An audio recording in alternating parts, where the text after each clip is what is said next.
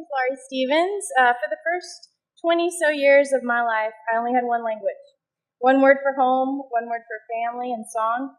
This is the story of how learning another language catapulted me into a universe that I didn't know existed until I found it, or rather, until it found me. Language is defined as the system of communication used by a particular community or country. My language, of course, is what I knew. I was born into a Southern family with Scotch, Irish, and English background. My mom grew up in Chattanooga, my dad in the Mayberry of the South, Evergreen, Alabama. Learning foreign languages just wasn't something my family knew personally. I'm a proud public school graduate of Red Bank High School. I had the opportunity to go to Berry College and run track and cross country. When I say that running was a part of my life, I'm not exaggerating.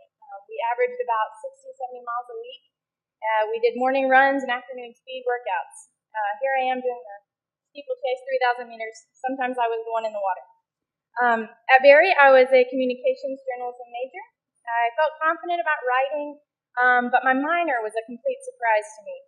In my junior year, I distinctly remember sitting in my Spanish class thinking, half jokingly, half serious, if I could ever actually speak this language, I would need some complete divine intervention.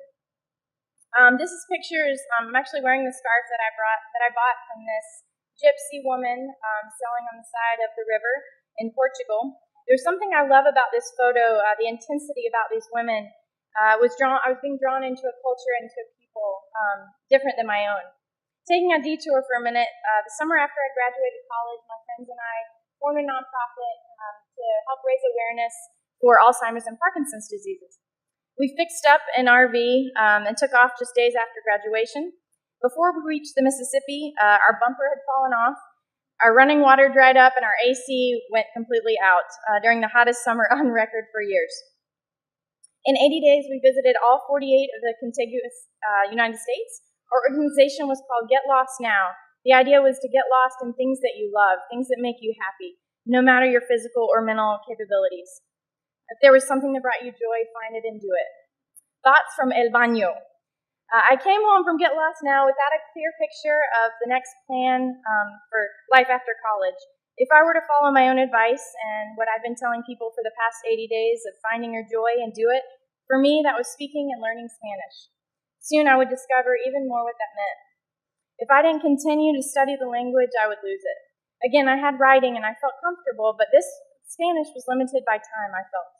In January 2008, I found a program online and went to Costa Rica to study at a language school and live with a local family. This would be my new home for several months. I became the only daughter of Oliva Sainz in a family of 3 boys. Danny was the youngest son and quickly became my best friend, tour guide, and dance teacher. For 4 hours in the morning each day, I studied intensively in Spanish at the language school. In the afternoons into the evenings, we danced salsa and cumbia, drank cafecitos, and I went to sleep dreaming in Spanish. This was my family. I came home after the program ended, back to Chattanooga. Just like this slide, my life at this state was a little more awkward than usual because of transition, not knowing the next step. At one point when I came back from Costa Rica, I had about 5 jobs. I was making coffee as a barista, teaching English to back of the house people and Spanish to the front of the house. This is a picture in 2008. I found what was my dream job at that time. I started working for La Paz, Chattanooga, and these little munchkins in this team quickly became my everything. One of the programs I was privileged to start was an intercambio, which is exchanging native Spanish speakers and English speakers coming together to practice their languages. And it quickly kind of formed what I didn't know at that time, the Chattanooga School of Language. I started this school in 2008 with maybe 3 classes, a handful of students learning Spanish or French, kind of still wondering, will Chattanooga support an international school? Are we international enough? And after 5 years, I can tell you that yes, we are. Today, we offer 10 different languages to people of all ages and proficiency levels because there's a need. We exist only because there is a need. Yes, there's a need for Russian, Arabic, American Sign Language, Japanese, and etc. Companies from around the world have invested $6 billion in Chattanooga since 2008. The strength of American businesses in the increasingly global marketplace requires individuals to know another language, to be aware of other cultures. and the international influence in our city is only going to continue to grow. Since 2011, we've contracted 31 language teachers in the area to provide language services for more than 1,500 students.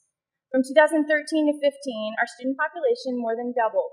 Already this year, we have taught almost 300 students, including those from language and culture camps, after-school programs, at local schools, corporate classes, groups classes, and customized private lessons. We're a team of dedicated, passionate teachers representing more than 15 countries. 90% of our teachers are native speakers or highly proficient in their language and culture. These photos are from one of our language and culture camps and our weekly Spanish play group. Our clients range from toddlers and their caregivers to businesses, executives, high school students, and international corporations. Since 2013, we've offered Spanish classes to City of Chattanooga employees, including firefighters and policemen and women. We also teach corporate German classes to Volkswagen of Chattanooga with the goal of communication and language acquisition. Lastly, this slide, in 2014, Causeway asked a very relevant question. What can our city do to become more connected? Our answer, education and cultural awareness.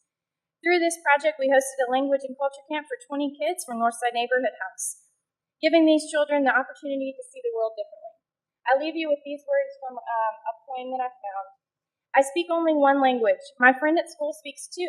Sometimes I hear her singing to herself, talking with her dad, thinking aloud, and I wish my brain held two words for dog, two worlds of sound with two countries in one mouth. I have only one word for spoon, sock, moon, and clock. My friend sings two songs, and I wonder if I will ever find another voice.